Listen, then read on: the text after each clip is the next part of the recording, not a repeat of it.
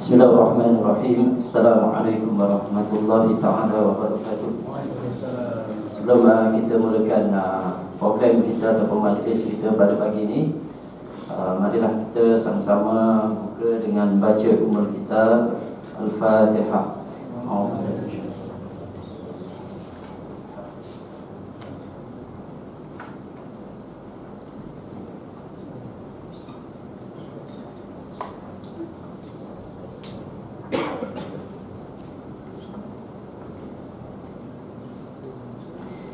Bismillahirrahmanirrahim. Alhamdulillahilladzi arsala rasulahu bil huda wa dinil haqq liyudhhirahu 'ala ad-din kullihi walau karihal musyrikun. Asyhadu an la ilaha illallah wa asyhadu anna Muhammadan 'abduhu wa rasuluh. Allahumma shalli wa sallim wa barik 'ala sayyidina Muhammad wa 'ala alihi wa sahbihi wat tabi'in ila yaumiddin, amma ba'd. Yang dihormati bagi dikasihi yang berbahagia Al-Fadhil Ustaz Muhammad Yatin bin Abu Idras daripada Juara Travel Agency, bersama rombongan beliau, ahli jatuh bahasa surau, seterusnya muslimin muslimat yang dirahmati Allah Subhanahu wa taala. Alhamdulillah, syukur kita kepada Allah Subhanahu wa taala yang telah memberikan kesempatan ruang waktu kepada kita untuk sama-sama hadir di rumah Allah Subhanahu wa taala ini, Surau Asy-Syakirin, Bandar Mahkota Ceras, bagi kita sama-sama mengikuti program kursus umrah yang dianjurkan dengan kerjasama antara Surau Asy-Syakirin, Bandar Mahkota Ceras dengan Juara Travel Agency.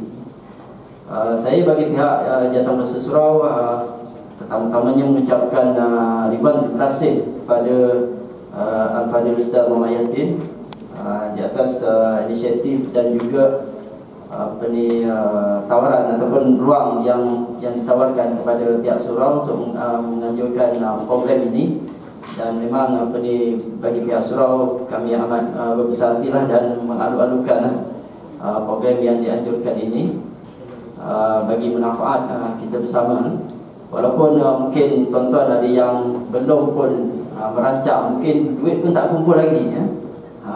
Mungkin duit pun tak kumpul lagi, mungkin macam adik-adik ni. Tapi ilmu itu amat penting. Jadi bila kita ada ilmu tu, maknanya kita dapat rancang. Berapa di segi persiapan zahir dan batin untuk kita beribadah dengan Allah Subhanahu wa taala, lebih-lebih lagi dalam konteks umrah ini, dan juga sebenarnya kesinambungan untuk kita menunaikan rukun Islam yang kelima, iaitu fardu haji itu sendiri ya. Jadi sekali lagi saya ucapkan ribuan terima kasih bagi pihak surau kepada Al-Fadhil Ustaz dan juga Juara Travel Agency di atas program yang dianjurkan pada pagi ini. Dan juga saya ingin ucapkan ribuan terima kasih kepada tuan-tuan, puan-puan, muslimin muslimat yang sudah hadir bersama-sama dalam program ini. Juga tak lupa kepada sahabat-sahabat kita dari Jamaah Tabligh yang hadir pada hari ini, yang berkunjung ke surau kita selama 3 hari. Kita juga mengalu-alukan sama dengan kita dalam program yang dianjurkan pada hari ini.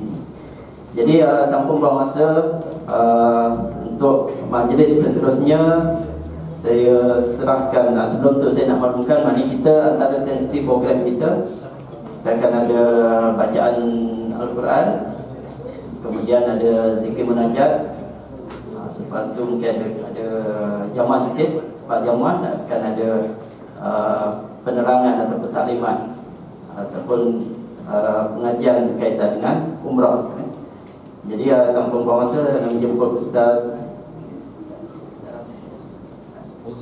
Fauzi untuk meneruskan program kita pada pagi ini. Silakan Ustaz.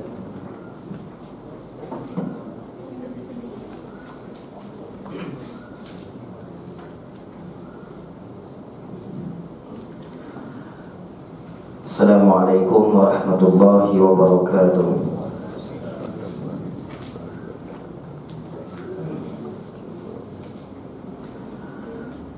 A'udzu billahi minasy syaithanir rajim. Bismillahirrahmanirrahim.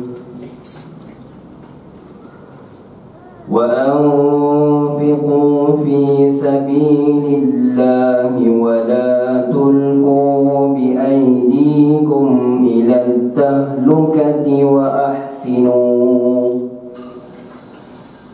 innallaha yuhibbul muhsinin. Wa atimmul hajja wal umrata lillah fa in uhsirtum famastaysara minal hadi wa la tahliku ru'usakum hatta yablughal hadyu mahillah.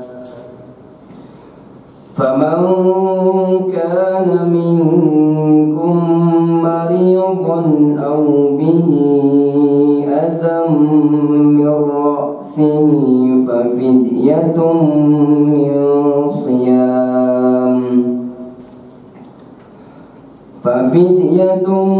من صيام أو صدقة أو نسك فإذا أمنتم فمن تمتع بالعمرة إلى الحج فما استيسر من الهدي فمن لم يجد فصيام 3 أيام في الحج و7 إذا رجعتم تلك 10 كاملة ذلك لمن لم يكن أهله حاضر المسجد الحرام واتقوا الله واعلموا أن الله شديد العقاب. الحج أشهر معلومات فمن فرض فيهن الحج فلا رفث ولا فسوق ولا جدال في الحج وما تفعلوا من خير يعلمه الله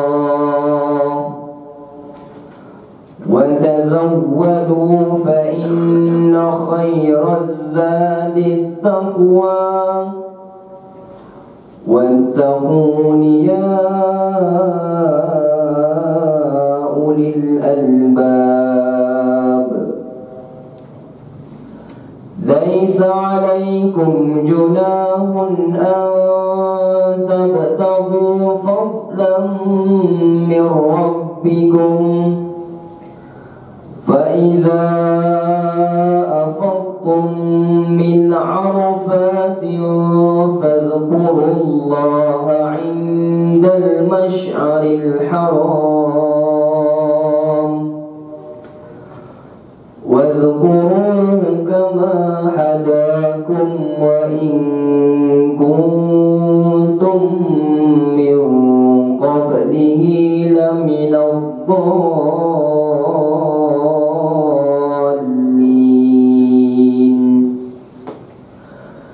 ثم أفيضوا من حيث أفاض الناس واستغفروا الله إن الله غفور رحيم. فإذا قضيتم مناسككم كذكركم آباءكم أو أشد ذكرا فمن الناس من يقول ربنا آتنا في الدنيا وما له في الآخرة من خلاق ومنهم من يقول ربنا آتنا في الدنيا حسنة وفي الآخرة حسنة وقنا عذاب النار أولئك لهم نصيب مما كسبوا والله سريع الحساب.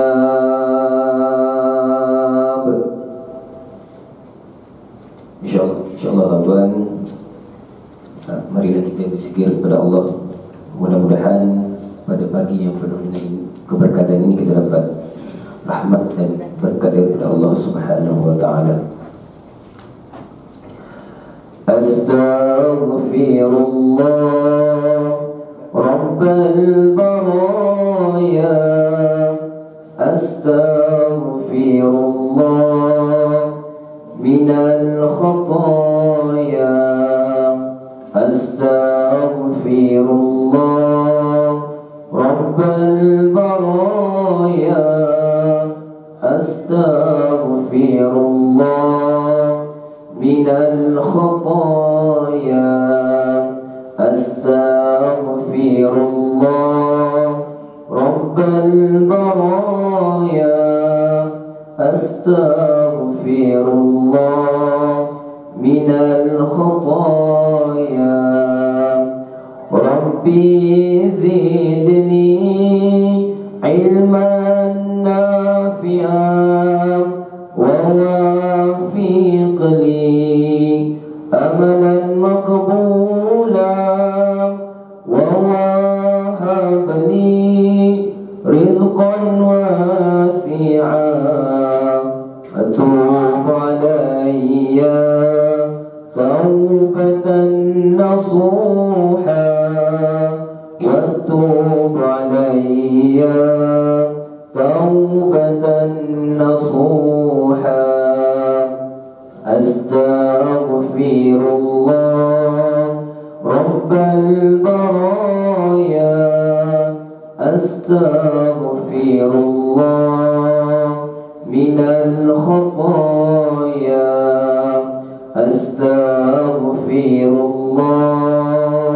رب البرايا أستغفر الله من الخطايا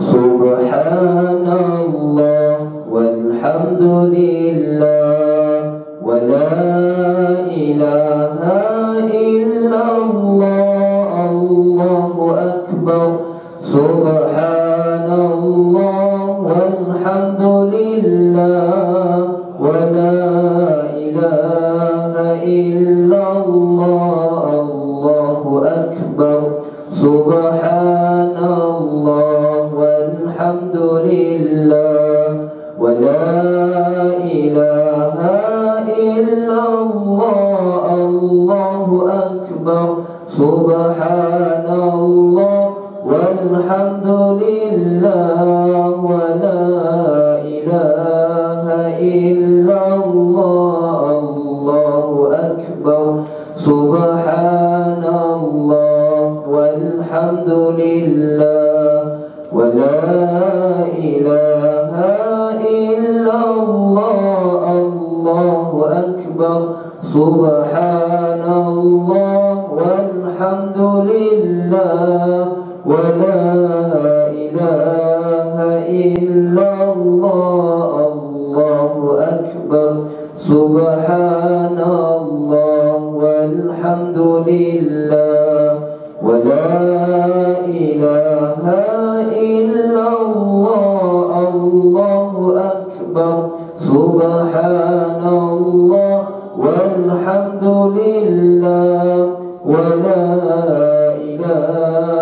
إلا الله الله أكبر حسبي ربي جل الله ما في قلبي غير الله نور محمد صلى الله لا إله إلا الله حسبي ربي جل الله ما في قلبي غير الله نور محمد صلى الله لا إله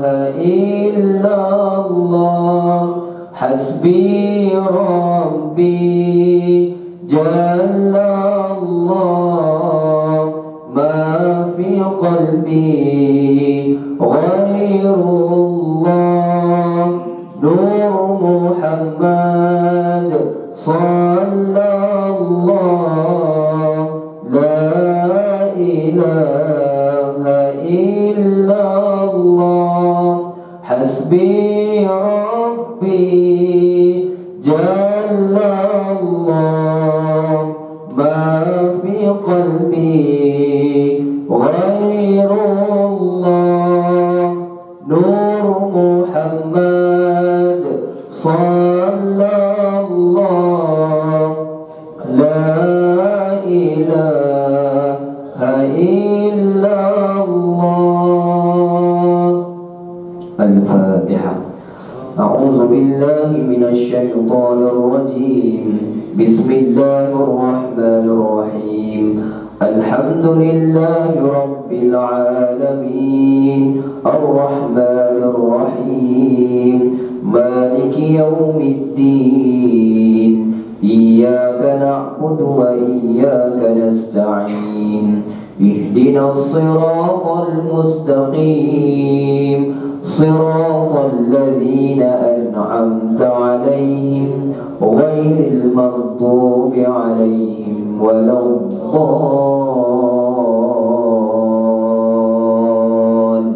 الضالين أعوذ بالله من الشيطان الرجيم بسم الله الرحمن الرحيم الحمد لله رب العالمين والصلاة والسلام على أشرف الأنبياء والمرسلين وعلى آله وصحبه أجمعين اللهم أحينا بالإيمان وأمتنا بالإيمان واحشرنا بالإيمان وأدخلنا الجنة مع الإيمان برحمتك يا أرحم الراحمين اللهم اغفر لنا ذنوبنا ولوالدينا وارحمهم كما ربونا صغارا ولجميع المؤمنين والمؤمنات والمسلمين والمسلمات برحمتك يا أرحم الراحمين اللهم ارحمنا بالقرآن واجعله لنا إماما ونورا وهدى ورحمة اللهم ذكرنا منه ما نسينا وعلمنا منه ما جهلنا وارزقنا تلاوته آناء الليل وأطراف النهار واجعله لنا حجة يا رب العالمين ربنا عليك توكلنا وإليك أنبنا وإليك المصير ربنا لا تؤاخذنا إن نسينا أو أخطأنا ربنا ولا تحمل علينا إصرا كما حملته على الذين من قبلنا ربنا ولا تحملنا ما لا طاقة لنا به واعف عنا واغفر لنا وارحمنا أنت مولانا فانصرنا على القوم الكافرين ربنا آتنا في الدنيا حسنة وفي الآخرة حسنة وقنا عذاب النار. وصلى الله على سيدنا محمد وعلى آله وصحبه وسلم. دعواهم فيها سبحانك اللهم وتحيتهم فيها سلام. وآخر دعواهم أن الحمد لله رب العالمين. تقبل الله منكم.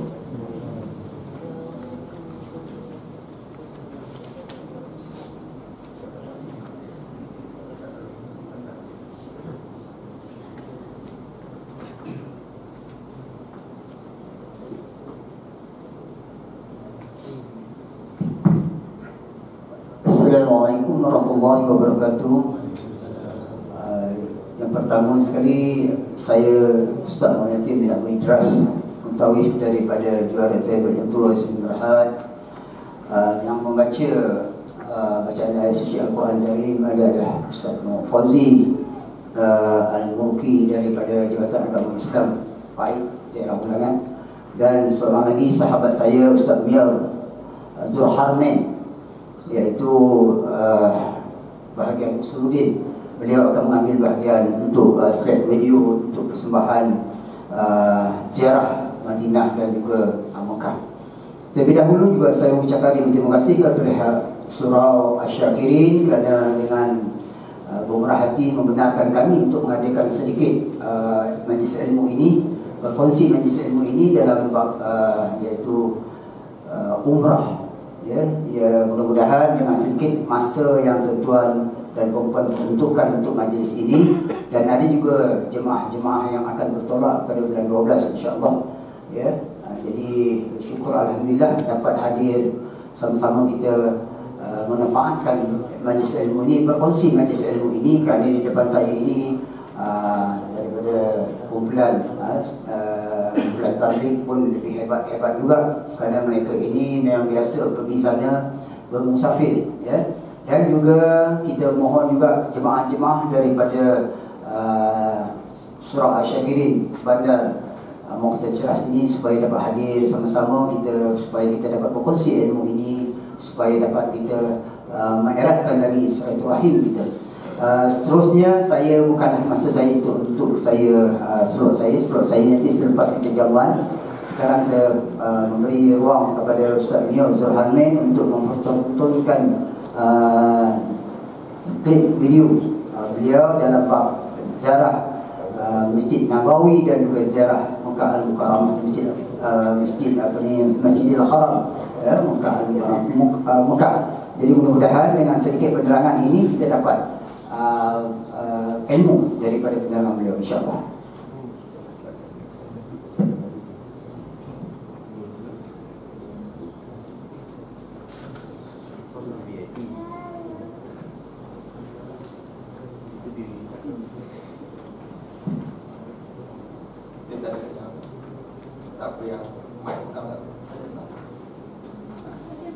A'udzubillahi minasyaitonirrajim. Bismillahirrahmanirrahim. Alhamdulillahirabbil alamin wassalatu wassalamu ala asyrafil anbiya'i wal mursalin wa ala alihi washabbihi ajma'in. Alhamdulillahirabbil alamin. Rabbi shrah li sadri wa yassir li amri wahlul 'uqdatam min lisani yafqahu qawli. Oh, pakai telinga dah. Apa buat? Saya buat telinga dah. Alhamdulillah, syukur kita kepada Allah Taala kerana Allah panjang umur kita pada hari ini, kerana ada sahabat kita yang Allah jemput pada hari ini, ya. Dan mudah juga kita sesamalah berdoa supaya kita sempat bertemu dengan Ramadan, ya. Marhaban ya Ramadan, kerana itulah hari yang kita tunggu-tunggu kan, kerana Allah beri nikmat yang besar, ya. Sebenarnya kita nak pergi umrah, ya, dijanjikan kalau pergi umrah kita ziarah Mekah dan Madinah, di sana juga ganjaran-ganjaran yang dilipat ganda. Kalau kita pergi Mekah, yang gandaan jadi 100,000. Ketentuan sembahyang satu waktu kat sini Zuhur, sana 100,000 waktu kat sana. Bayanglah gandaan demi gandaan. Begitu dengan Ramadan. Jadi nak kita rebut peluang ni bila tuan-tuan kesempatan bertemu dengan Ramadan, penuhilah Ramadan itu dengan sebaik mungkin. Kerana kita tak tahu mungkin kesempatan yang ada untuk kita kali ini. Kalau Allah beri kesempatan tempoh yang dekat ini kita bertemu Ramadan, bersyukur dan hendaklah kita sama-sama mengisi Ramadan ini dengan sebaik mungkin. Kerana kita tak tahu, mungkin ini Ramadan yang terakhir buat kita. Dan pada waktu yang sama, ramai sahabat kita yang tak ada kesempatan untuk bertemu Ramadan pada kali ini. Pada pagi ini saya tak bercakap tentang Ramadan, kerana saya diberi amanah untuk bercerita tentang ziarah. Ya, InsyaAllah saya akan cuba memberi sedikit sebanyak tentang ziarah ni, mengikut apa ni kemampuan saya lah ya. Saya percaya ada kelangan tuan-tuan ya, yang pernah pergi umrah, pernah pergi haji. Jadi kalau ada ini yang saya tunjuk ni mungkin sebagai review, sebagai orang kata memerai sebalik memori tentang kenangan-kenangan kat sana. Tapi kepada yang belum pergi, supaya menjadi suntikan motivasi pada tuan-tuan untuk berazam untuk pergi ke sana. Kerana saya percaya ya, nak pergi sana kita perlu ada azam dan usaha ya. Berdoa banyak-banyak pada Allah, kerana kita tak tahu bila kita dijemput untuk hadir ke sana. Kadang-kadang ada orang di kalangan sahabat-sahabat kita yang punya rezeki yang banyak, tapi tak ada punya kesempatan waktu untuk pergi sana. Tak ada punya kekuatan diri, mungkin kesihatan tidak mengizinkan untuk pergi ke sana. Tapi ada orang punya kesihatan yang bagus, rezeki yang banyak, rezeki yang sedikit, tapi Allah tak beri ruang untuk dia pergi ke sana. Tapi percayalah ya, percaya daripada pengalaman saya sendiri ya, kadang-kadang kita tak tahu rezeki kita bermana. Mungkin daripada anak kita, mungkin daripada orang sekeliling kita. Yang pernah berlaku di mana ada orang menaja jemaah surau pergi ke Mekah untuk melakukan umrah ya. Pernah berlaku juga di mana orang yang begitu rindu nak pergi Mekah, nak pergi Madinah sebagai cleaner di KLIA ya. Tapi doa dia Allah makbulkan tuan-tuan ya. Allah makbulkan, Allah jemput. Suatu kali dia pergi doa dekat surau, ya Allah aku selalu tengok orang pergi umrah, pergi haji, tapi kemampuan aku terbatas, rezeki aku sikit sebagai seorang cleaner kan. Tapi Allah jemput, ada orang kaya dengar doa dia. Jadi tuan-tuan jangan orang kata patah hati untuk berharap, berdoa, kerana itu harapan kita. Dalam apa saja amalan kita, ibadat kita, kita kena sentiasa berharap kepada Allah SWT. Pada pagi ini saya diberi kesempatan untuk bercerita pertemuan sedikit sebanyak tentang ziarah ya. Bila sebut ziarah ni, ada dua perkara yang kita akan lakukan ziarah. Satu di Mekah, boleh nampak kan? Boleh nampak apa kan? Minta maaf lah saya depan sikit kan? Boleh nampak? Ya, boleh tu kan? Boleh kan? Okey, ziarah ni disebutkan ziarah, dia ada dua. Satu dikatakan ziarah di Madinah, satu ziarah di Mekah. Walaupun ziarah ni tak termasuklah rukun umrah dan haji, tapi perkara yang dituntut untuk kita melakukan di sana. Kerana di sana, di Madinah umpamanya, di sana ada dikuburkan, dimakamkan kekasih Allah Nabi Muhammad SAW. Kalau kita balik kampung, tempat yang kita rindu nak pergi, nak pergi jumpa. Kalau kita kampung, kita katalah di kampung kita ada kubur ibu dan ayah kita. Walaupun ibu dan ayah kita tak hidup dah, tapi kerinduan kita nak temu, nak berjumpa, nak tengok, nak ziarah. Begitulah juga. Jadi bila kita kata ziarah, kata dua, Madinah dan Mekah.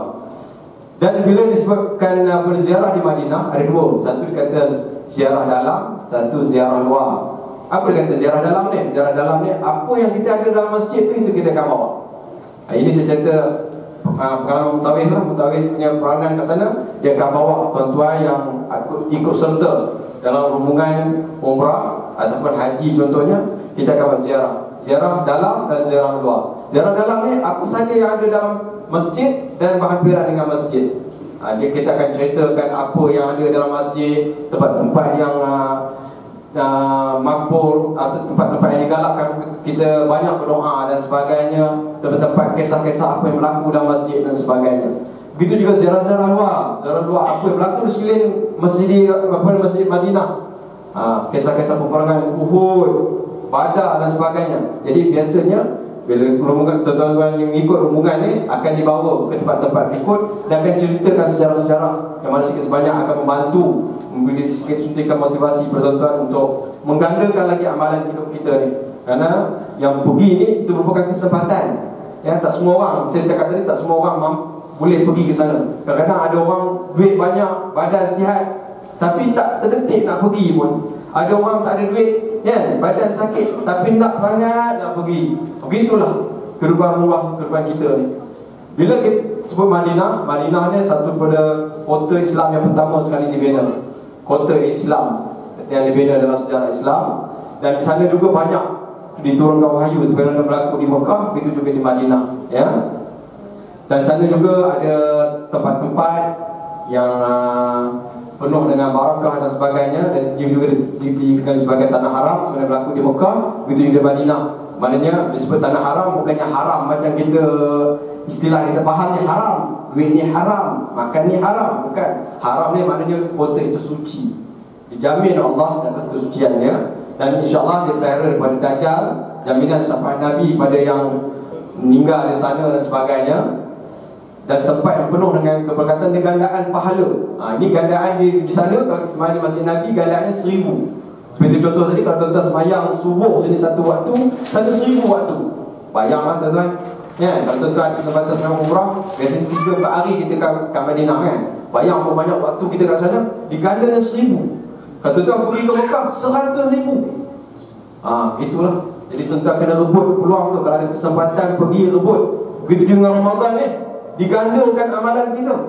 Ya, kalau hari biasa sekian-sekian, kalau hari bulan Ramadan sekian, rebut peluang. Kita tak tahu bila lagi peluangnya ada. Kalau kita nampak nilai material, kita sanggup. Orang beri RM1, orang beri RM10, orang beri RM10,000, orang beri RM300, kita nampak nilai, kan?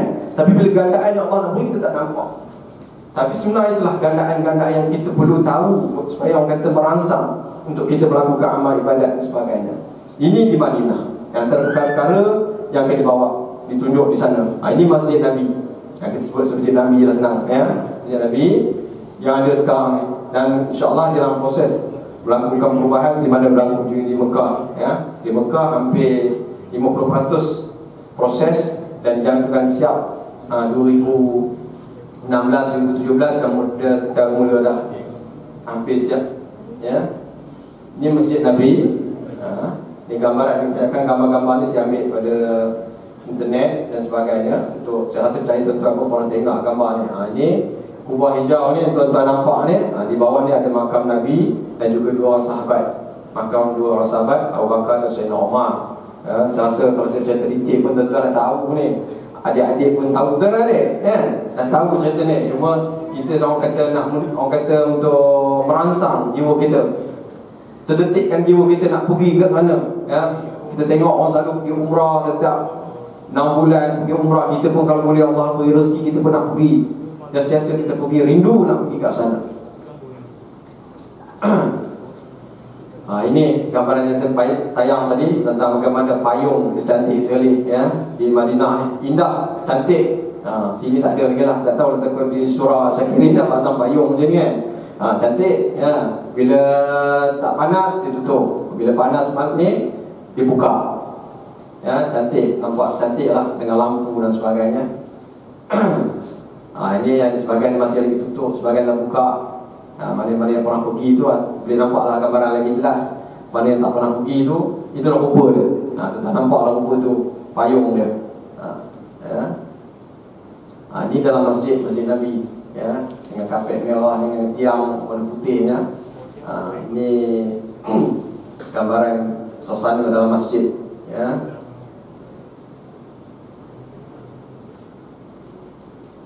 Okey, ini masjid yang ada sedia ada sekarang ni. Ini model lah, ya. Ini paket, ya. Ini masjid yang ada sedia ada sekarang ni.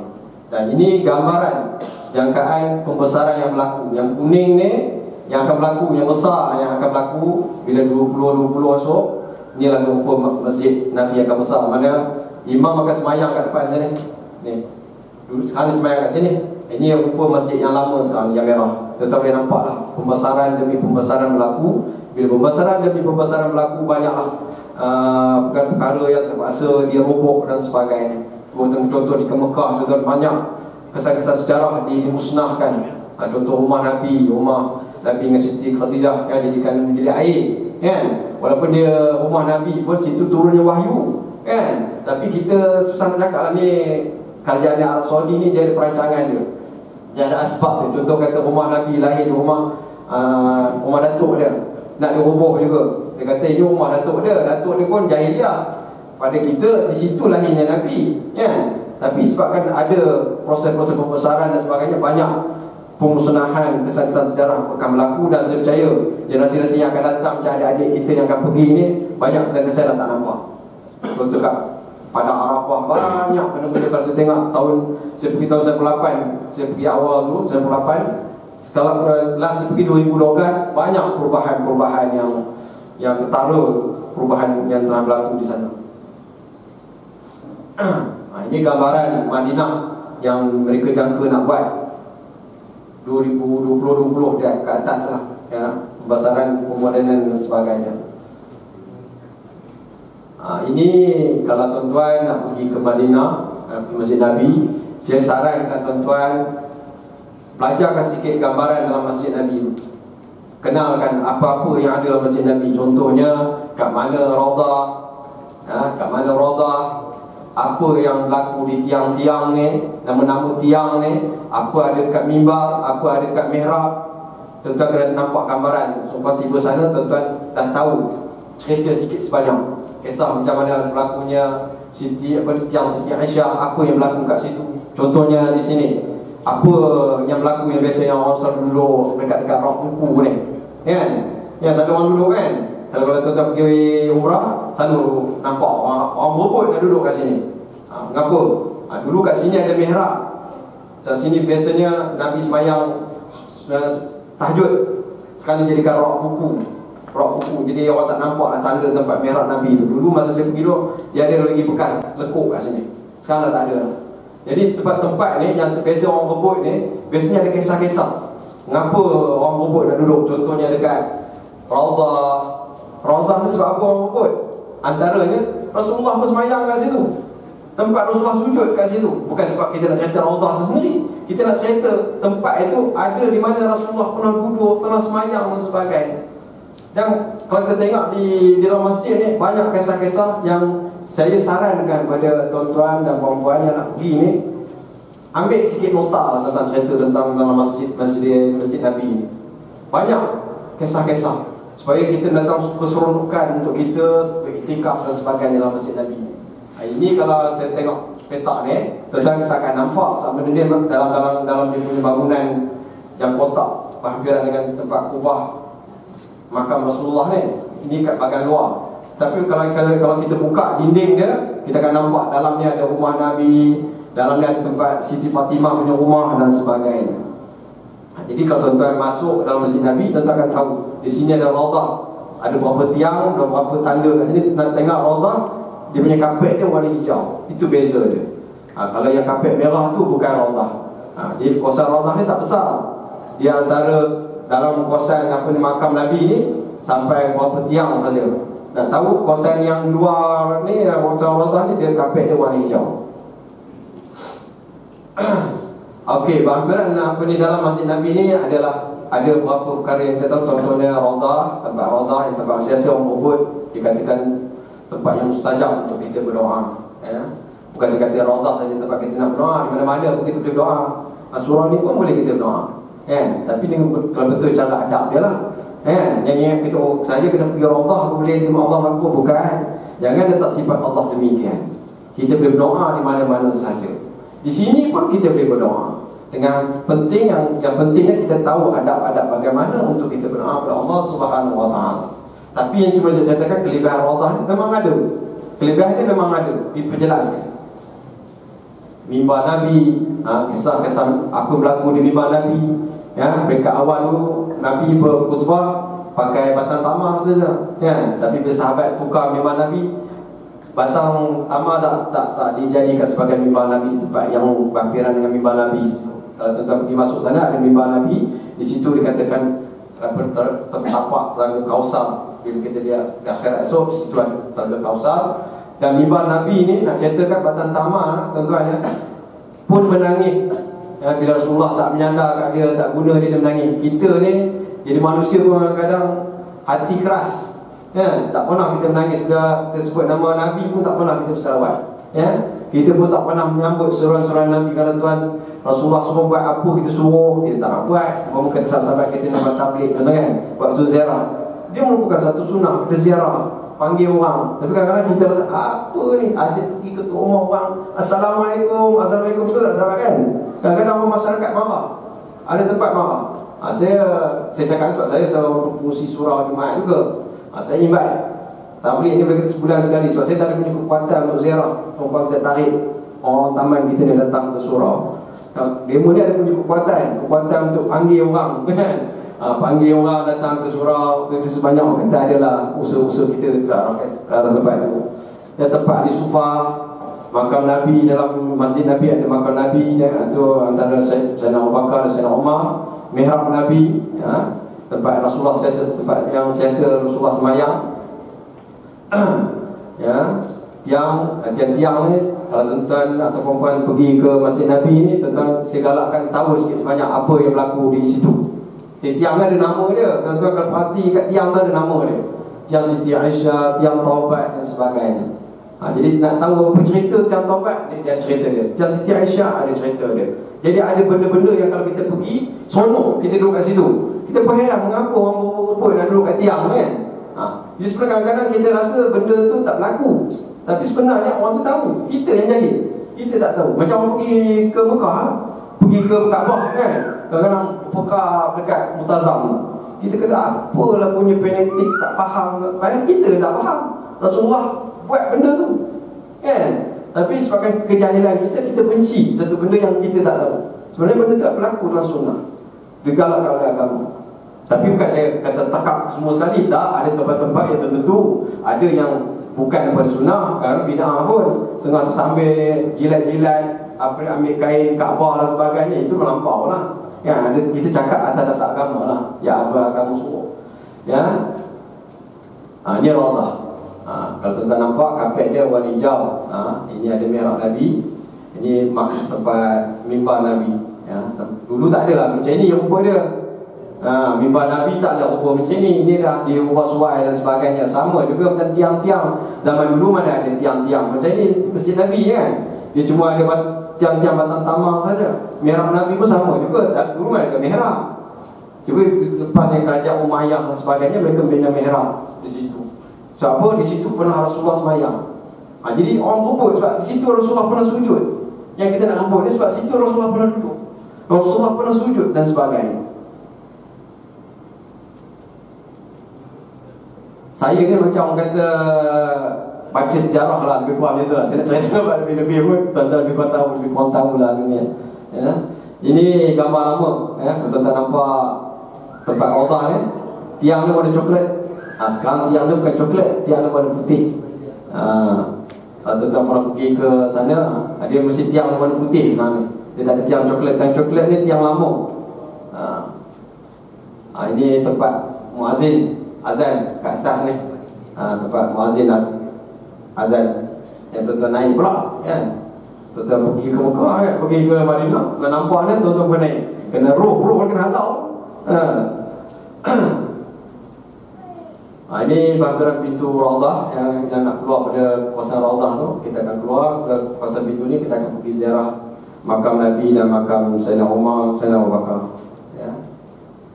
Ini rupa dia. Kapet dia warna hijau. Betul nampak kapet hijau, sana ada warna merah, tiang warna putih. Dan tiang-tiang ni kalau tuan-tuan perempuan perasan ada nama. Nama-nama tu tuan-tuan tahulah apa. Saya cakap kalau boleh tuan-tuan pergi sebelum pergi tu buatlah homework sikit lah tentang tiang ni apa dia. Saya nak cerita tak boleh, panjang cerita dia.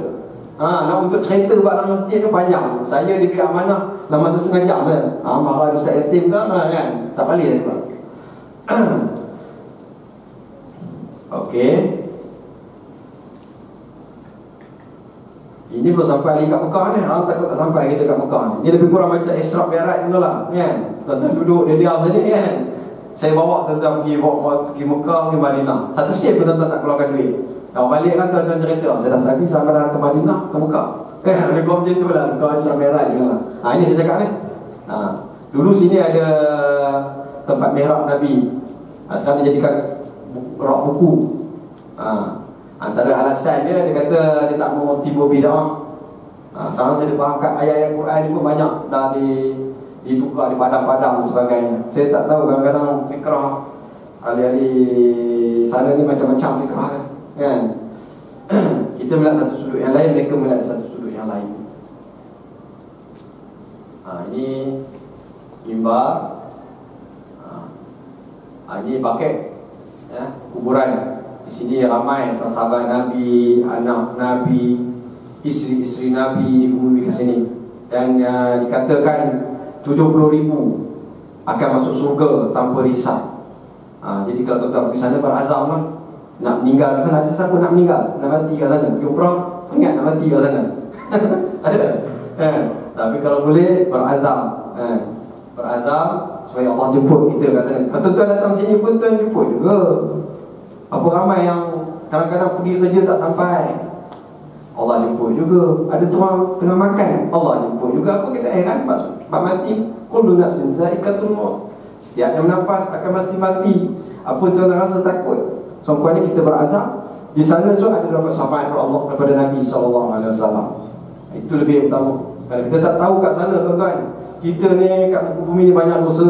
Berapa hari kita minta, ya Allah ampunkan aku, ya Allah aku ni banyak dosa yang aku sedar dan kita sedar. Tapi kita tak tahu sama ada Allah ampun tak ampun. Kan? Yang kita risau tak Allah tak ampun kita, dia tangguh kita kat sana. Pertama sekali kalau dosa kita sama manusia. Dengan Allah, Allah Maha Penyayang, Allah Maha Pemurah, Allah Maha Pengampun. Tetapi sama manusia, kita sakiti hati manusia, kita umpat manusia, kita maki manusia, kita zalim dengan kawan-kawan kita, rakan-rakan kita. Tapi itu yang akan menjadikan kita muflis di sana. Ini gambaran di Bakit. Kalau tuan-tuan pergi Bakit, kat depan pintu besar biasanya setiap waktu ada orang meninggal. Jadi kalau ada kesempatan, tuan-tuan boleh ikut masuk dalam ni. Nak tengok bagaimana dia bumi sebenarnya. Sini ada papan, dia akan cerita kedudukan lokasi-lokasi kubur-kubur yang dekat sini. Contohnya kubur Imam Malik, imam besar Imam Malik kat sini, dan anak Nabi ada dekat sini kubur dia. Jadi bila kita masuk kawasan Bakit, kita dah nampak gambaran-gambaran ke situ. Jadi tuan-tuan kalau pergi, ambillah peluang tengok contoh kat Bakit apa ada. Jangan sibuk dengan shopping komplek lah. Memang Bakit tu atas, bawah tu ada kedai-kedai. Biasanya orang kita ni sibuk pergi shopping, keluar dari Masjid Nabi, beli tasbih lah, beli kurma, tak habis-habis. Kadang sampai nak balik pun kurma berkilo-kilo sampai habis. Tapi saya tak larang tuan-tuan nak beli kurma dan sebagainya. Tapi tujuan utama kita untuk apa? Kita nak pergi pun bukannya macam kita orang Arab, nak pergi pun harus simpan duit dan sebagainya. Tapi kesempatan yang ada kita tak manfaat. Ada setengah tu pergi betul-betul waktu sembahyang je dia pergi. Yang selebihnya dia sibuk dengan shopping, duduk kat hotel, dia tidur, dia makan. Sayang. Jadi tuan-tuan sebelum nak pergi bersedia, kita nak menempuh Ramadan. Nak tempuh Ramadan tuan-tuan kena bersedia sekarang ni. Kekuatan untuk menempuh Ramadan. Jangan jadi Ramadan macam bulan-bulan yang sebelum atau bulan-bulan seperti biasa ni. Tak ambil tahu. Baca Quran pun tak, semayang sunat pun tak, mengaji pun tak, apa pun tak. Sibuk, tidur, makan, tidur. Itu saja. Saya cakap ni benda ni biasa. Saya pun tuan-tuan juga berlaku dalam masyarakat kita benda yang sama. Sesama sebenarnya kita sesama nasihat satu sama lain. Ini masjid-masjid yang ada bahkan dengan Madinah. Masjid Quba, Masjid Qiblatain, Masjid Ramamah, Ijabah, Masjid 7, Masjid Bir Ali, dan banyak lagi masjid-masjid yang lain. InsyaAllah kalau tuan-tuan ikut gerombolan mutawif di sana, dia akan ditunjuk ini Masjid Ijabah, ini Masjid 7, apa berlaku. Nama-nama ni pun ada kisah-kisah dia. Bukannya ada pada zaman Rasulullah, ini Masjid Ijabah, tak. Tapi ada kisah mengapa masjid itu berbeza. So apa? Ada kisah berlaku. Contohnya Masjid Ijabah, Rasulullah berdoa, doa situ 3 perkara. 2 Allah terima, 1 Allah tolak di Masjid Ijabah. Begitu juga di Bir Ali, yang kata-kata yang kita bermikat ni kat Bir Ali tu. Mengapa? Dulu pokok aja kat situ, tapi orang bina masjid Siapa? Berlakunya peristiwa-peristiwa yang penting berlaku di situ. Begitu di Masjid Ramamah, Masjid Quba, Masjid Qiblatain, Masjid 2 Qiblat dan sebagainya. Dulu tak ada masjid, tapi berlakunya peristiwa tu dibinakan masjid untuk kita menghayati peristiwa yang telah berlaku. Sebagai orang kata beri kekuatan kepada kita untuk menjalankan amal ibadat dalam kehidupan kita seharian. Jadi kalau tuan-tuan nak pergi itu, buat sikit homework. supaya tahu cerita kisah di Kubah. Apa berlaku di Kubah? Antara masjid yang mula dibina di Kubah contohnya. Jadi kita akan tahu cerita dia. InsyaAllah Mutawif akan menceritakan lebih detail. Saya tak akan cerita lebih detail kat sini, kerana saya cerita panjang dalam cerita dia. Dan cerita Kubah saja pun panjang cerita. Belum masuk Kiblatan ni. Jadi saya lagi sikit, ni bukan masjid Kubah, masjid Kiblatan, masjid Umamah ni masjid belakang. Kalau tuan-tuan pergi masjid Nabi kat Pasar Kurma belakang tu ada masjid Umamah. Dan masjid Ali, banyak lagi masjid-masjid yang kecil-kecil dibuat, ya. Di situ berbagai-bagai peristiwa berlaku di sana. Ni masjid apa ni, Bir Ali, ya, yang tengah tu. Ini gambaran satelit, nampak cahaya cantik, ya. Gambar satelit, gambar masjid Madinah, Masjid Nabawi itu bercahaya. Di kelilingnya ada Masjid Khandaq, Masjid Kiblatan, Bukit Uhud. Ini Bukit Uhud. Ini Jabal Uhud. Pangkalan yang Jabal Uhud ni ada apa ni, Bukit Memanah, Bukit Ar-Rumah, Bakit. Ini Bakit, dan ini Masjid Quba dan sebagainya. Ini pelajaran, ini gambaran daripada satelit, ya. Ini Bani Sa'idah, ini tempat di mana pelantikan apa ni, khalifah yang pertama. Sayyidina Abu Bakar dilantik jadi khalifah di sini. Ini di belakang Masjid Nabi. Kalau tuan nak pergi Pasar Kurma belakang Masjid Nabi tu, tuan akan jumpa ni. Ini saya cerita pada tuan pernah pergi Masjid Nabi lah. Ataupun tak pernah pergi tengok belakang ni. Ada setengah tu pergi Masjid Nabi tak pernah pergi jalan kat belakang tu. Ada juga, kan? Kalau tuan masuk Masjid Nabi belakang tu, tuan akan jumpa Pasar Kurma. Pasar Kurma, sini ada Bani Sa'idah dan sebagainya. Pasar kurma tu harga murah sikit. Kalau di kurma banding dengan pergi dekat ladang, kualiti lebih kurang sama je kalau tuan-tuan, kan. Bukit Uhud, Bukit Uhud ni bukit memanah. Saya mula sampai tu, saya tengok gunung merah tu. Ini besar ni, macam mana dia panah ni, besar panah ni, kan. Apa tu Gunung Uhud. Yang bukitnya yang memanah ni kecil je, setotek kecil je. Ada bukit macam tinggi sikit daripada payung kemah nak atas sikit lah. Tinggi lah, ingat berapa meter tinggi dia. Tapi sekarang mungkin dah jadi kecil sebab dia berlaku hakisan dan sebagainya, ya. Ini Bukit Uhud. Ni saya cakap ni Gunung Uhud. Tuan-tuan nak tengok makhluk ni jamin masuk surga ni, makhluk ni. Kita belum lagi dijamin masuk surga, tapi Uhud dijamin masuk surga. Tuan-tuan nak tengok makhluk yang dijamin masuk surga tu, yang masih ada depan mata kita tu, Uhud. Uhud bergegar bila Nabi dan dua orang sahabat berada atas Bukit Uhud bergegar. Hei Uhud, mengapa engkau bergegar? Kau tahu siapa yang menginjak kaki kamu? Atas muka bumi ni ada seorang Nabi, dua orang, seorang Siddiq dan dua orang syuhada. Seorang Siddiq tu Nabi Sayyidina Abu Bakar, syuhada ni Sayyidina Ali dan Sayyidina Umar. Uhud bergegar bila Nabi jejak kaki masa peperangan Uhud. Panjang cerita nak cerita peperangan Uhud pun panjang cerita dia. Jadi saya shortcut nanti tak sampai kita kat Mekah ni, belum naik bas lagi, belum sampai kat Mekah lagi ni, baru sampai kat Madinah ni. Kita cerita macam Isra Mi'raj, kadang-kadang bila saya cerita buat Isra Mi'raj risau, takut tak sempat naik, ya, nak turun tak sempat, panjang dalam cerita dia. Tapi kena shortcut InsyaAllah sampai lah kita ke Mekah balik masa tu. Okay, Jabal Uhud, ya, daripada satelit nampak, ya, Gunung Uhud tak besar, lebih kurang 5 km, 6 km saja panjangnya. Uhud maksudnya menyendiri. Sendiri Gunung Uhud ni dia tak sambung dengan banjaran-banjaran lain. Dia seketul sini je. Jadi dia tak sambung dengan banjaran-banjaran yang lain keliling. Jadi itu panggil Uhud. Uhud ni menyendiri. Ya. Atas Bukit Uhud tu kalau nampak ada kalimah Muhammad minha minda. Atas nama Bukit Uhud tu ada kalimah nama Nabi. Itulah kelebihan kalau nampak, ya, kalau Tuhan berikan tanda-tanda kebesaran dia, ya. Sekarang kita tak nampak tanda-tanda yang Allah beri kat kita ni. Tanda-tanda cukup banyak, cuma kita ni buta mata, buta hati. Tak maaf, bahasa saya kadang-kadang keras sikit, orang perak.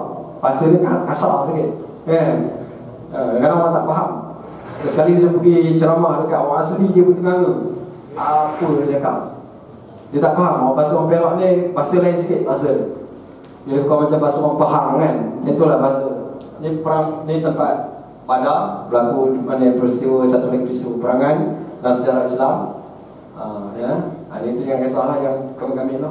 Ladang kurma. Dia kami suka sangat pergi ke ladang kurma lagi. Satu lagi nak pergi kilat Al-Quran. Ladang kurma memang suka pergi. Sebab apa? Boleh pergi shopping. InsyaAllah ada tempat yang bawa ahli mutawir, rombongan-rombongan yang buat umrah, dia akan bawa ladang kurma. Tuan-tuan boleh makan sepuas-puasnya. Bisa beli lagi, makan puas-puas. Ya, tambah lagi kurma ajwa yang mahal tu. Makan dulu. Kalau saya lah, saya pergi masuk, masa makan dulu. Jarang saya beli dulu. Ya, makan buat-buat baru nak beli. Itu pun kadang-kadang saya beli kat pasar kurma, murah sikit. Ini memang mahal tempat ni. Dia tahu orang ramai, harga pun bertahan je lah. Ni biru je kata kita. Ini kilang Al-Quran, antara tempat-tempat yang akan dibawa oleh agensi melawat. Cuma orang lelaki boleh masuk, perempuan tak boleh masuk. Dia akan beri kita 100 skap Al-Quran. Dan insyaAllah pihak luar ada menganjurkan wakaf Al-Quran. Dia kata tuan ada punya kewangan lebih, sebab kita ada wakaf RM50 dan RM70. Saya biasa saya galak kat surau saya tu. Saya kata betul-betul wakaf kat sini, betul-betul wakaf kat sana. Lesar orang baca. Sini tunggu setahun sekali, suci dalam debu. Ya, tunggu orang-orang nak baca Ramadan ni, bertadarus. Yang lain balik terus. Lepas murid dia balik terus. Yang lain 2-3 orang saja. Pak Imam, Pak Siap kan, 2-3 orang yang bertadarus. Yang lain balik terus. Itu pun tinggallah berapa Al-Quran yang kita berapa. Ni hari ni ada orang teroyong mungkin dicuci sikit. Tapi insyaAllah kalau kita wakaf kat sana, orang baca. Kita dah pemalas baca kan. Jadi orang baca kita pun dapatlah saham sikit sebanyak mudah-mudahan beri ganjaran kat kita yang mewakaf. Itu saya kata peluang ada. Jika tuan-tuan nak wakaf, insyaAllah pihak agensi ada menyediakan ruang untuk mewakaf. RM50 dengan RM70. Kan besar sangat pun, RM50. Ya, wakaf satu atas nama arwah ibu kita ke ayah kita dan sebagainya, kita wakaf. Mudah-mudahan dia baca, kita pun dapat pahala kat situ. Sana orang sah orang bacanya. Tuan-tuan kalau masuk masjid, tetap orang baca Al-Quran. Kita masuk masjid, tidur. Kan? Itu hebatnya kita kat sini. Kita masuk masjid, masuk surau, tidur. Tapi kat sana tak ada. Yang berebut tasmih, orang baca, orang ni dengar. Kita lain. Sana lain, sini lain. Sini kalau hari Jumaat, kita tidur. Bawa imam, ittaqillah, dah tidur orang depan. Saya kalau baca khutbah, orang rasa nak baling tongkat. Kan? Orang bukan mungkin dia tak pergi solat Jumaat, mungkin dia gelak kan. Tapi dia berlaku pada pakcik-pakcik abang-abang. Kan orang depan tu. Dia tanya, apa isi khutbah? Sama kata. Yang sama dia tidur. Kan Jumaat dia tidur. Yang isi khutbah tak pernah sama. Yang sama dia je. Kita ni dah lain bagi ya. Okey, kita terus lagi. Saya kalau pegang mic ni memang dia suka tempat lain. Okey. Kita lanjutkan sikit. Okey, kita nak pergi ke Mekah. Tuan-tuan dah mula naik bas dah daripada Madinah pergi ke Mekah sana. Ya. Kan susah sangat tuan-tuan duduk ya, tak payah keluarkan duit, insya-Allah kita bawa tuan-tuan ke Mekah. Okey, kita dah sampai ke Mekah. Ini rupa Mekah. Jika peluang berdoa masih ada, doakanlah agar kita panggil bertamu di tempat yang paling indah ini. Kan kesempatan setika tempat indah ini tiada nilai yang mampu dihitung besarnya. Para malaikat Allah mengaminkan setiap detik dan kalimah yang keluar dari bibir mungkin insan menanda meminta hanya kepadanya, ya Rabbi. Nampak? Kita nak siasa berazam, berdoa kepada Allah, ya Allah, aku ni tak sangat nak pergi. Umur dah 60. Dah sakit-sakit lutut, ada rezeki ke tak tahulah, cuma Allah yang tahu. Berdoa kita tak tahu. Pengalaman saya dengan sahabat Ejen Mutawir ni, setengah tu dah uzur. Pakai kursi roda tapi Allah jemput, dia pergi juga. Mudah-mudahan kita berdoa Allah makbulkan. Ini pandangan per satelit Kaabah, cantik, bercahaya daripada pandangan angkasa. Ini Masjidil Haram. Tuan-tuan kalau pergi hampir 50-60% bahkan sa'i yang belakang tu ke Ma'la tu, bukit tu dah hampir ditabah dah. Saya cerita mungkin tuan-tuan pernah dengar, tuan-tuan pernah pergi mungkin nampak bayang. Kalau tuan-tuan tak pernah pergi tu, dengar je lah apa yang disebut tu kan. Saya nak cerita pun payah kat sini. Ini gambaran tempat tawaf untuk sementara waktu ni dia buat 2 tingkat. 2 tingkat untuk sementara waktu. Besok dia akan buka balik tempat ni. Sebab dia tengah nampak pembesaran tempat tawaf, tempat masjid dan sebagainya. Jadi nampak sempit sikit lah. Kalau tuan-tuan pergi sekarang ni rasa macam tak seronok. Nampak tiang dan nampak kat bawah pun susah. Dulu kita tengok jauh pun nampak lah. Sekarang ni kena tengok dekat-dekat pun nampak. Dan suasana nampak sempit. Orang berebut-rebut nak masuk bahagian berhampiran dengan bahagian bawah ni. Bahagian bawah tempat tawaf ni. Yang bahagian atas ni mungkin dia selesa sikit bahagian bawah ni. Dulu sini kosong ni. Ni dulu tempat tawaf ni. Kalau tuan-tuan pernah pergi haji umrah dulu yang tak ada tempat ni, dulu sini tempat tawaf. Jadi sekarang bila dah ada benda ni, orang berebut duduk bawah ni pula. Jadi kita tak tahu jadi sempit, kecil. Bayanglah kalau tempat tawaf jadi kecil, suasana dia nampak macam mana lah. Lagi susah sikit lah.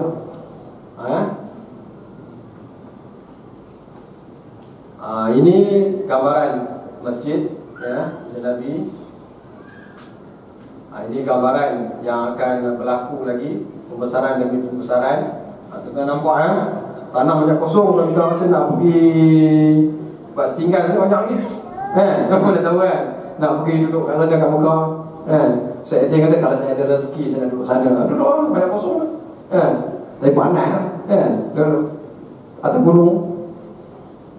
Saya pergi sana, ramai orang kita yang masa zaman perang, zaman perang dunia kedua kan, ramai duduk kat sana. Dan dia punya rumah kalau tengok kat luar buruk apa-apanya, tapi masuk dalam macam cerita senario pula.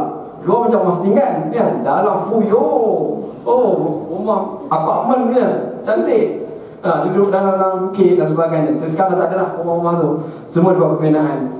Dan tuan-tuan kalau pergi 6 bulan daripada sekarang, waktu pergi lagi, tuan-tuan tak nampak bangunan yang sama. Sebab Arab Saudi ni suka bina roboh, bina runtuh. Sebab duit banyak hotel pun sama, tak berhenti-henti. Dulu saya pergi macam ni dah roboh. Pergi sekali, roboh balik. Tak pernah runtuh, tak pernah siap-siap kerja tu. Sekejap je, betul rupa suai balik. Ini tanah haram, sepadan dia. Tanah haram. Bila sebut tanah haram, ini Arafah, Jarana, Tanaim, Hudaybiyah. Kalau tuan-tuan pergi Mina masih lagi tanah haram. Muzdalifah pun tanah haram. Ini Arafah, kalau musim haji esok orang wukuf di Arafah.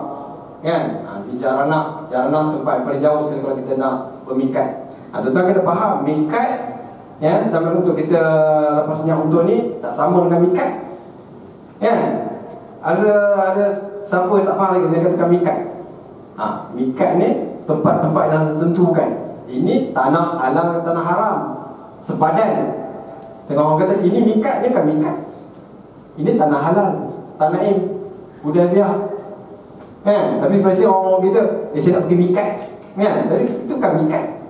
Mikat ni contoh Bir Ali, itu mikat. Ini sepadan, tanah halal, tanah haram. Kita tuan kalau pergi tu faham maksud dekat tanah halal, tanah haram apa dia, mikat apa dia. Ini Kaabah. Ini boleh kata semua tahulah ya. Adik-adik pun tahu apa ada kat Kaabah, apa ada kat rukun-rukun dia, 4 pucu tu. Rukun Yamani belah sana menghadap ke Yaman. Rukun Hajar Aswad, rukun Syam menghadap ke Syria, dan rukun Iraq menghadap ke Iraq. Dan kita ni kalau ikut pada satelit, kita ni menghadap betul-betul ke Hajar Aswad. Hebatnya kita ni, negara kita ni kan, kita punya kiblat tu betul-betul menghadap ke Hajar Aswad. Cantik kan, Allah dah jadikan negara kita ni cantik. Kiblat kita menghadapkan Hajar Aswad. Cuma malangnya kita ni tak ambil berat bab kiblat. Pengalaman saya belajar, saya ada lebih kurang 5 minit lagi. Pengalaman saya belajar falak ni, dia satu jari saja. Tamu sekalian tuan-tuan yang dekat rumah ni, satu jari ni ya, kita jangan ambil ringan bab kiblat ni. Satu jari ya perempuan ya, tuan-tuan, satu jari dia akan pergi 125 km tersasar. Cuba bayang kalau tuan-tuan saja agak-agak bagaimana kita punya kiblat kat rumah kita. Kat surau saya tak risau memang ada kiblat. Tapi kat rumah, ni kiblat kat mana? Sengit sikit. Tapi kita macam tu, semua sikit. Bahagian badan ni memang ambil takap pot. Tak kisah mana. 125 km. Setiap bulan tuan-tuan pergi menghadap ke India. Setiap pergi ke Afrika kalau setiap bulan. Jadi tuan-tuan buat kiblat ni, tanda tuan-tuan lah, cek tuan-tuan. Kat rumah lah tuan masa cakap. Keyakinan memang kita kena yakin arah kiblat kan. Tapi posisi tu memang yakin tiba-tiba kiblat kat sana. Saya pernah sekali tu pergi rumah jiran, kiblat dia ke sana, tapi jiran boleh tunjuk ke sana. Apa selama ni sembahyang kiblat ke sana? Sebab dia memang tak campur dengan orang, mungkin tak campur dengan orang pun kan. Orang sembahyang kiblat ke sana, dia sembahyang kiblat ke sana. Dia sembahyang, tapi kiblat rumah dia tu dia tak member. Ini berlaku dalam masyarakat ni. Ya, ini saluran air, ini Hijr Ismail, ini makam Nabi, makam Ibrahim. Kalau tuan-tuan nak tahu cerita pun panjang juga, cerita kisah makam Ibrahim dan sebagainya. Saya percaya tuan-tuan majoritinya tahu cerita ni. Ya, cerita pun panjang cerita dia. Ini gambaran Kaabah, saya lanjutkan sikit. Kita tepat pukul 10 kita akan berhenti. Ini tuan-tuan tahu kan? Ini apa dia dek? Hajar Aswad kan? Dulu Hajar Aswad ni batu dia putih, tapi dikatakan atas kuasa anak cucu Adam ni jadi hitam. Itu pun ada beberapa biji yang lepas 8 biji-biji kecil. Dulu ketul besar, tapi sekarang lepas berlakunya kemusnahan dan sebagainya, jadi kecil, benda tu dia kecil. Ini tempat Sa'i, Bukit Safa. Tuan-tuan kalau pergi Sa'i, tuan-tuan akan mula pada Safa, yang sebab mula bermarwah pula. Tuan tengok Bukit Safa kat mana. Ikut mutawif apa nak buat, yang ikut suka je. Ramai ibadat ni tuan-tuan kena tahu, kena faham betul-betul. Macam kita semayang, betul tak? Kita kena tahu betul-betul supaya jangan kita buat tu sia-sia. Bukan ibadat. Kalau kita buat satu benda yang bukan tuntutan yang sunnah tu, saya aburan kita tolak. Sebab kosong, letih aja. Kita dah pergi Sa'i 7 pusingan, letih aja. Kalau kita tengok orang macam pening kepala kita. Orang macam-macam kayu. Sampai yang loceng keluar pada. Minta maaf saya cakap. Kalau tuan pergi sana, pening kepala. Orang tua-tua yang lelaki ni sampai loceng-loceng dia pun keluar. Siapa? Dia ikut suka dia. Kita orang Malaysia ni alhamdulillah kita ada khusus. Jadi pada pagi ni saya akan buat khusus. Tuan-tuan dengar, kalau tak faham tanya. Di sini ada tempat Sa'i dan ada lampu hijau. Di sini biasanya orang lelaki disunatkan melalui anak. Itu pada kisah mengapa orang lelaki kena lalai anak, orang perempuan tak lalai anak. Siti Hajar punya kisah, orang perempuan mengapa orang lelaki pula kena lalai anak kan? Sebab tu perempuan lari, orang lelaki tak lari kan. Jadi itu ada cerita dia mengapa. Dia orang tak tahu kan, tanya Ustaz Yatim mengapa orang lelaki kena lari. Ini tempat Nabi dilahirkan. Ini sejak ni sekarang jadi untuk anak pustakaan. Jadi akan juga dirobohkan. Dan dia kata ini rumah Datuk Nabi. Datuk Nabi ni orang yang musyrikin. Kubur Mu'ala, di mana antara tempat ni antara isteri Nabi Siti Khadijah dihuni kat sini di kubur Mu'ala. Beza kubur Madinah dengan Mekah ni lain. Madinah kubur dia macam orang kita ni ada liang ni. Apa panggil apa? Liang ni. Kalau yang Mekah dia jenis yang apa, lahat tanah tu. Itu beza dia, ya. So kos tanah dia jenis tanah. Jabal Nur. Jabal Nur pun tuan-tuan tahu apa ada kat Jabal Nur. Apa ada kat Jabal Nur tak, adik? Ada apa? Unta. Unta ada banyak-banyak. Kalau ada tempat ada unta kan? Orang kita bawa unta, tangkap gambar satu lagi. Kalau pada Arafah saya tengok unta dah meledek, tangkap gambar juga. Dah meledek heli unta tu, tangkap gambar dengan unta. Servis pula. Alamak, unta pun tangkap gambar. Malu macam kita kat sini ada lembu khabar macam tu pula. Jadi tuan-tuan saya percaya tuan-tuan mungkin tak ada macam tu. Di Jabal Nur ada Gua Hira, ya, di mana turunnya ayat Quran. Ada gambaran Gua Hira. Gua Sur, satu lagi tempat yang berlaku kisah-kisah pada berlakunya penghijrahan Rasulullah SAW berhijrah. Ada Gua Sur. Di tempat ni biasanya kita duduk ke bawah je, kita naik. Jadi kalau tuan-tuan sanggup, tuan-tuan boleh naik. Kita beritahu mutawif, kita nak naik. Biasanya kalau gua Jabal Nur tu dekat 1 jam nak naik. Walaupun ada trek kan, tapi letih tu, sakit lutut. Macam saya dah tua ni, susah sikit. Di Masjid Tanaim, ini masjid-masjid yang ada di Mekah lah. Di Masjid Hudaybiyah. Dulu tak ada masjid, tapi ada kisah-kisah berlaku di sana. Masjid Hudaybiyah, apa berlaku, penjajah Hudaybiyah dan sebagainya. Masjid Tanaim, Masjid Jiranah, Masjid Sajarah. Apa berlaku di Masjid Sajarah? Adik, apa berlaku di Masjid Sajarah? Contohnya, Sajarah ni pokok. Bagaimana pokok boleh bangun dan beri salam kepada Nabi. berlaku sejarah dekat situ. Dia panggil masjid sejarah. Mujizat Nabi, Nabi panggil pokok yang nak mati tu, kurma mati tu, kurma tu bangun, jalan macam kita, jalan kan. Dia bersalam dengan Nabi. Hebat mujizat Nabi. Tapi kita tak nampak lah. Tapi peristiwa tu berlaku di sana. Masjid rayah bendera, kisah penalupan kota Mekah. Jadi bendera-bendera panglima perang orang Islam ni ditetapkan di situ. Saya tidak bagi warning lah. Jadi saya laju sikit. Masjid Saleh Haram, di Masjid Namira, betul Masjid Khaif di Mina. Ini tetap tahu. Ini atas cakap ni di Jabal Rahmah. Tempat yang biasa orang cari kan, orang jodoh sebagainya. Tapi itu saya kata gunakan cara adab yang betul. Nak doa, menghadap ke Kaabah. Ini menghadap ke tiang.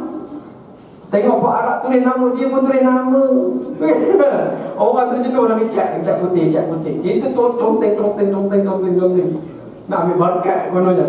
Agama tak suruh kan. Di situ menunjukkan tanda penemuan Adam dan Hawa datuk kita. Kan dia tunjuk tempat tanda bertemunya Nabi Allah Adam dan Hawa selepas 100 tahun berpisah. Bertemu kat situ. Nenek kita dekat Jeddah, dia panggil Jeddah nenek. Jeddah tu masuk bahasa Arab. Kan Melayu cakap nenek. Jadi kubur nenek kita ada kat Jeddah tu.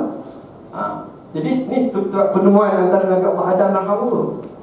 Dikatakan tinggi Nabi Allah Adam ni 60 hasta. Turun saja kat bumi, kepala kat langit, kaki kat bumi. Oh Allah, tinggi sangat aku ni, ya Allah. Rendahkan sikit, Allah boleh rendah. 60 hasta. Bayang 60 hasta tinggi mana? Agak paling tinggi mana 60 hasta? Ingat ada sini ke situ 60 hasta. 60 kali 3 kan? Banyak menunjukkan Nabi Allah Adam tinggi orang ni. Kalau itu saya kata heran dekat kisah dinosaur kan, kisah binatang besar. Tentang zaman dia tu dinosaur tu macam lembu kecil, kambing. Itulah sudahnya persembahan saya. Masa setengah jam ni, ini tim saya. Yang handsome itu saya lah kan. Dan tengah tu Ustaz Fauzi Al-Hafiz, Ustaz Yatim. Saya mohon maaf seandainya sepanjang saya menyampaikan sedikit tentang ziarah yang akan berlaku di sana dan perkongsian ilmu yang tak seberapa ni, sebanyak orang kata beri sedikit manfaat kepada kita bersama, beri saya dan tuan-tuan. Jadi sebagai pengakhiri saya mohon maaf seandainya sekali lagi kata saya menyinggung hati tuan-tuan. Semua alhamdulillah, bertaufiq hidayah. Assalamualaikum warahmatullahi wabarakatuh.